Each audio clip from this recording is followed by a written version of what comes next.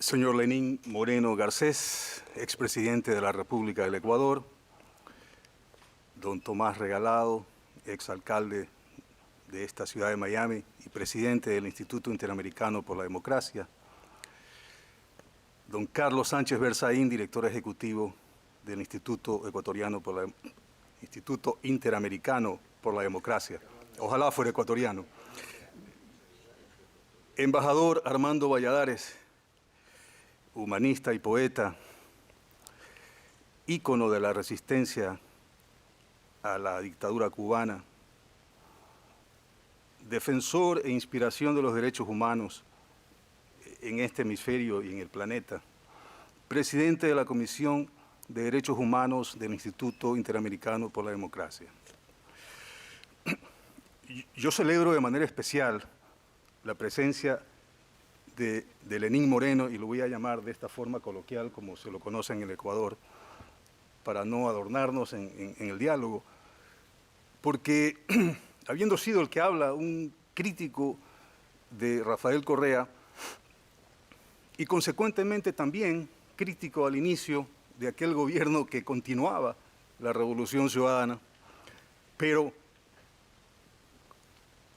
el presidente Lenín Moreno, en mis palabras, ya en el ejercicio del poder, volvió a nacer. Él lo explicará en sus memorias de mejor manera, pero en mis palabras y en mi entendimiento es lo que sucedió. Y por lo tanto, aquí estamos y yo celebro su presencia. En esta casa de la democracia, que tiene un significado muy especial para los que vivimos en Miami. Los gobiernos autoritarios normalmente ejercen su represión y su control de la población mediante mecanismos que son la fuerza pública, la fuerza policial, los toletes, el abuso ahí en la calle, un par de días de prisión, y de esa manera imponen su criterio y aterrorizan a la población. Pero el gobierno de Rafael Correa fue más allá, fue más sofisticado, y además de esos métodos, en donde, entre paréntesis, el propio Rafael Correa se bajaba de la caravana presidencial a justiciar y poner orden en las calles cuando alguien se atrevía a ponerle una mala cara. Digo, además de eso, introdujo un nuevo método de represión que es a través del sistema de justicia. Y eso fue percatado por el Instituto Interamericano por la Democracia, que normalmente hace eventos como estos en defensa de sus principios, de la democracia, de la libertad, de los derechos humanos, pero en ese caso decidió hacer algo más y publicó este libro mediante su fondo editorial. Es un libro en donde presenta 6 estudios de caso sobre la participación o el uso de la justicia para reprimir a los ciudadanos en el Ecuador.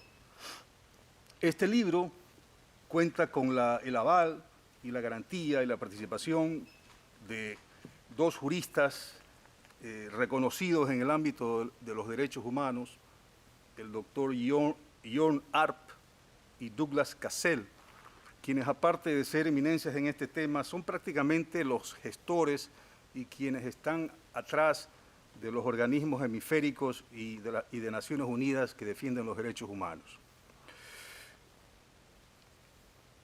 Hay que entender que Ecuador, a partir de la Constitución aprobada por la Asamblea Constituyente de 2008, pasó de ser de un Estado de derecho a un Estado de derechos y garantías. Un Estado garantista que, según sus propios autores, iba a durar 300 años y que iba a inaugurar la justicia en el Ecuador.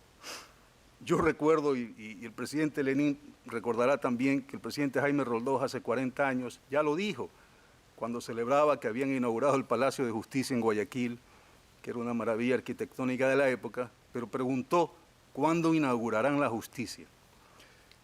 Todavía estamos trabajando en eso. Entonces, en ese marco es que esto se desarrolla, esta metida de mano en la justicia, bajo el amparo de esta Constitución garantista, y además, como decía Francisco Endara, con un presidente que ya como jefe de Estado había declarado que era también jefe de todas las otras funciones del Estado, y que por lo tanto, inclusive la función de control, y que por lo tanto él era quien tenía la última palabra en todos los ámbitos. Y por si eso no fuera poco, luego anunció que iba a meter las manos en la justicia y las metió, cumplió su palabra. Este libro, que es simplemente,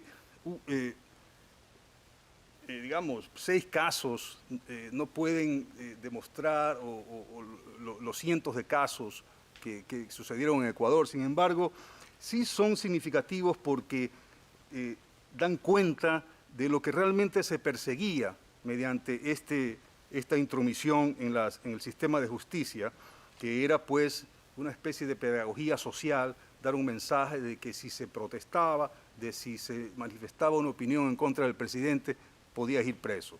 El primer caso que aquí se describe es el de Sebastián Ceballos, un joven tuitero que ya se había identificado en una posición crítica del gobierno. Este tuitero fue acusado de atentar a la honra de la funcionaria pública a la cual él se había referido en su tuit.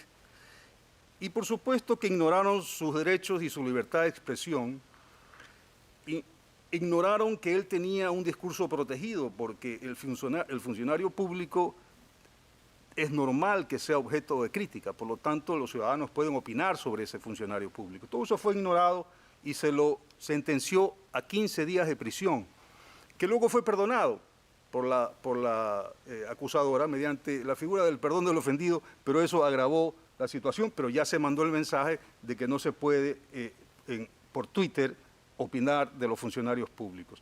Hubo también el caso referido aquí de los famosos 10 de Luluncoto, 10 jóvenes que estaban reunidos en una vivienda privada, en un departamento en Quito, en ese sector del sur de Quito, y fueron acusados de terrorismo, porque se los vinculó con una organización terrorista, y en ese proceso sucedieron todo tipo de irregularidades, exceso de la prisión preventiva, falta de independencia, falta de debido proceso, la casación que tuvo lugar 4 años después fue inadmitida. Es decir, estos jóvenes sufrieron un atropello total de sus derechos al debido proceso. El tercer caso que se menciona aquí es el de la confiscación de los canales de televisión TC y Gamavisión de la familia Isaías. Respecto a la familia Isaías, ya ha pasado a los anales de la historia de los absurdos en el Ecuador, el famoso mandato 13 dictado por la Asamblea Constituyente, que decía que nadie podía interferir en los casos de la familia Isaías y que no se podía interponer ningún tipo de impugnación, ni siquiera de orden constitucional, y que el juez que la aceptara sería destituido y enjuiciado por prevaricato. Es decir, algo realmente irracional. En todo caso, en este juicio se confiscan estos canales de televisión y lo que sucede ahí jurídicamente es un horror. Se los acusa de un delito para el cual ellos no calificaban como ciudadanos privados, porque el peculado solamente está para los funcionarios públicos. Luego de eso,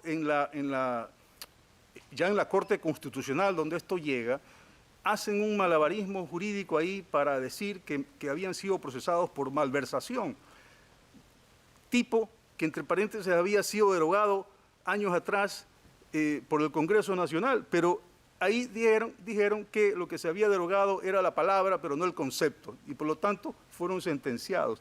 Es decir, ahí hubo inobservancia total al debido proceso y al principio de legalidad, que a nadie puede ser ejecutado o sentenciado o procesado por un delito al cual no califica. Francisco Endara ha tenido el día de hoy la nobleza de no hablar de su caso, pero Francisco fue perseguido, acusado por aplaudir.